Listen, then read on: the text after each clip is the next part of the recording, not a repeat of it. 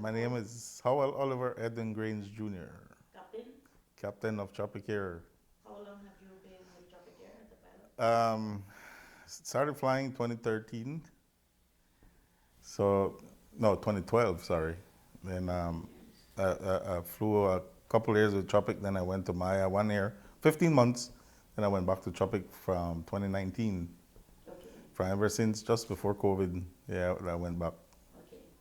So you've been a pilot since 2012. 12, yeah, 2012. That's 13 years. 13 years, yeah.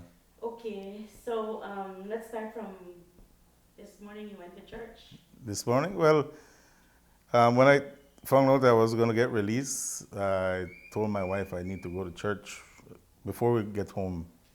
I think I owe everything right now to the good Lord. That's why I'm here.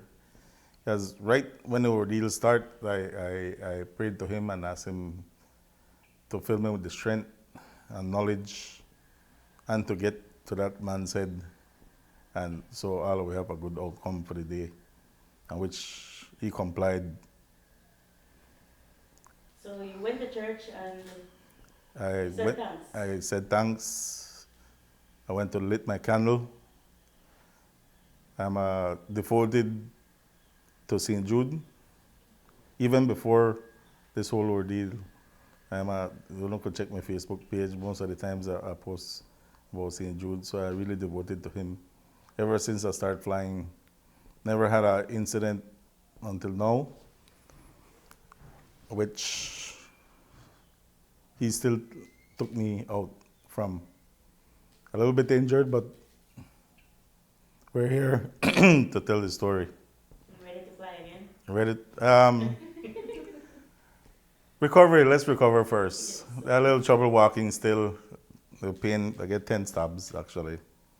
10, and most of them are critical areas, close to Arteries. arteries, and it didn't hit anything. But the guy was very skillful. He knew what he was doing.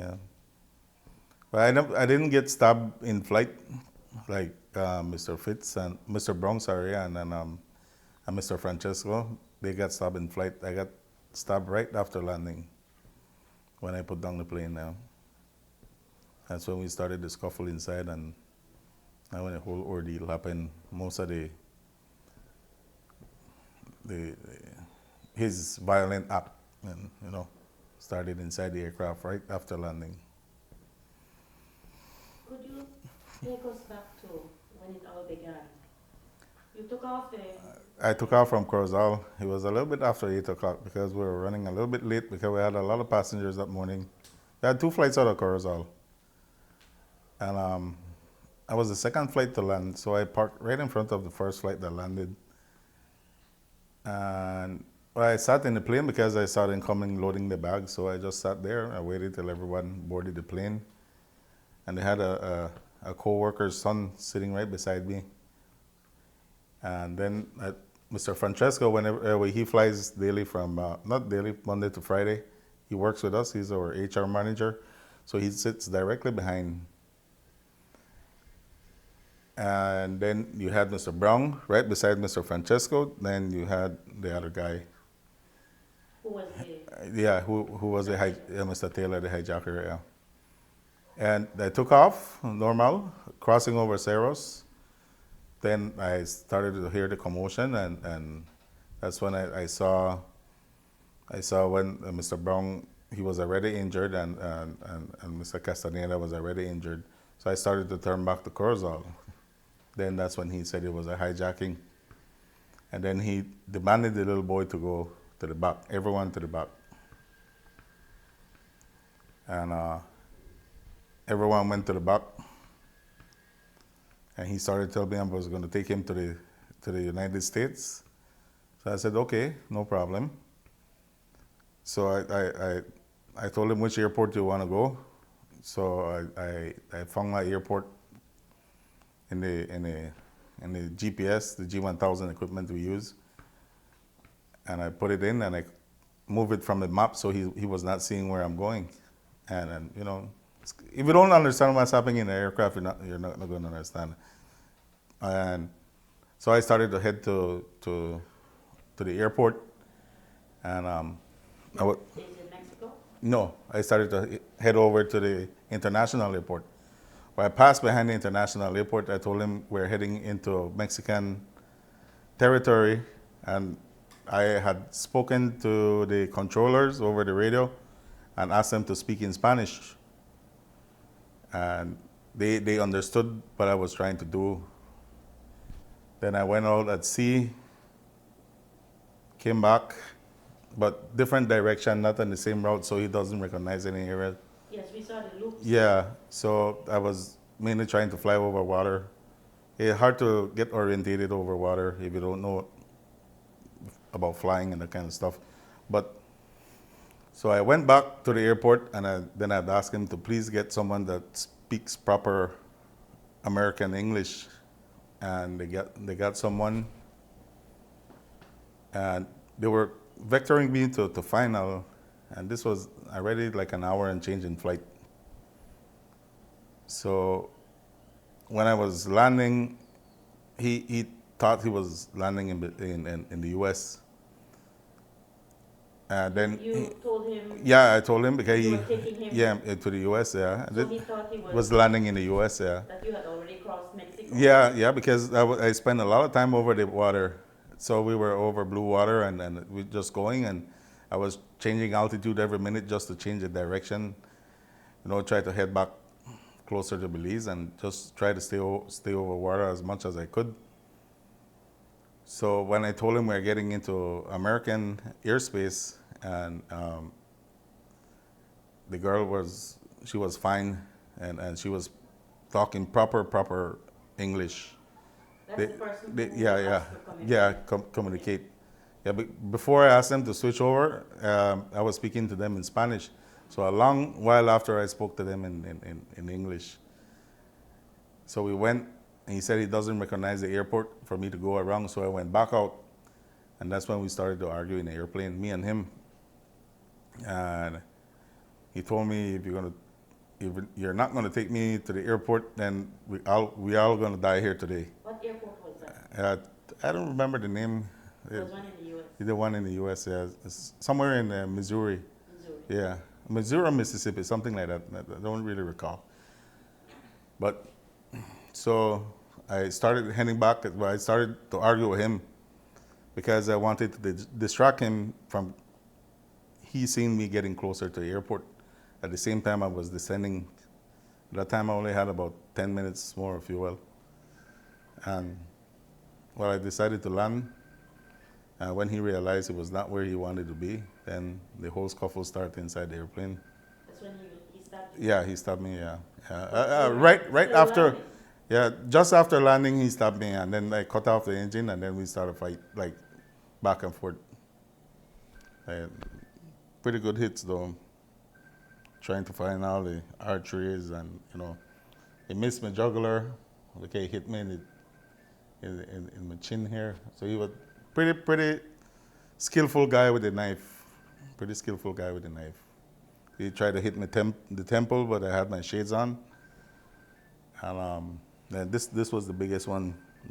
I was trying to hold his hand, and then he just grabbed the knife and sliced it open. I really don't recall. Probably during the scuffle that I when I get the two on my back, but it missed by not too far. Missed. Yeah, probably lungs because it hit my shoulder blade. Yeah, What was going through your mind? getting home to my family.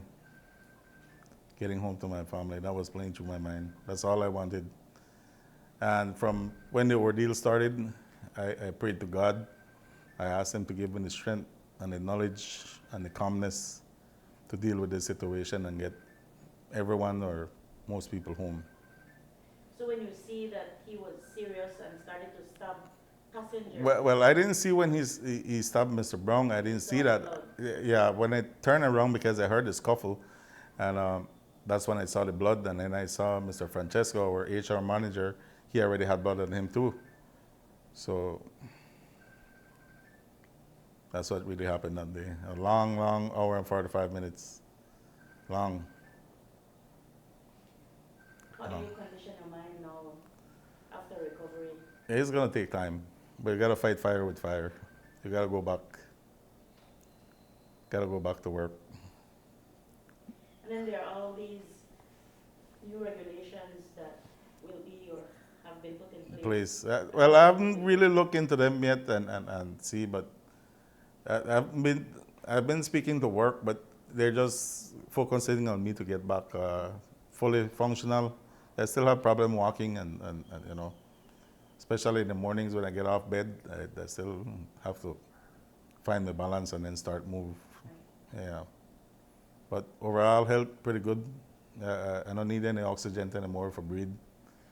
I ingested a lot of blood because of the cut. When he penetrated, it cut my tongue inside, underneath, a big gash. So, but I owe my life to a lot of people. A lot of people there did a good job. The guys at Ashram, I owe my life to Belize Healthcare Partners. At all times, I had somebody with me there. All times. Ashram played what role? They took me they took me from the airport to they just pushed me in a helicopter and took me there. I asked them to take me there. Yeah, and they Does just that help? yeah, Belize Healthcare Partners Limited. Yeah, I owe my life to them. Trust me. All the nurses, the doctors, Dr. Hidalgo, Dr. Sosa, Dr. Pagawa. It's hard to pronounce his surname, Pagawa or something like that. That's a beautiful soul. All the nurses assistants, Miss Carmita, she's a love. And Miss Carms, they call her. Okay. And pure love there. Pure love. Some of them spent 36 hours with me in the ICU. Never left my side. Never left my side. Never. Thank you for sharing that experience with us. Yeah, I just recovering Yes. recovering right now and spending time with family. That's more important. Long 6 days. Trust me. It's been, yeah. I didn't feel I was going to make it at a point, but it's a long 6 days. Thank you. I just want to ask you one question, if you don't mind. Yeah. And in respect of, you said you would get back and fly, right? Mm-hmm.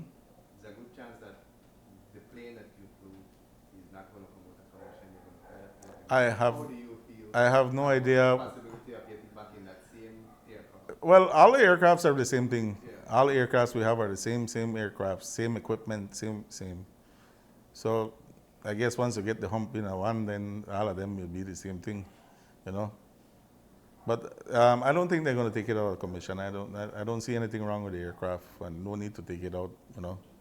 That's a company decision they need to make above my pay scale. No, I was asking in terms of you. Me? How would you feel getting back in that same aircraft?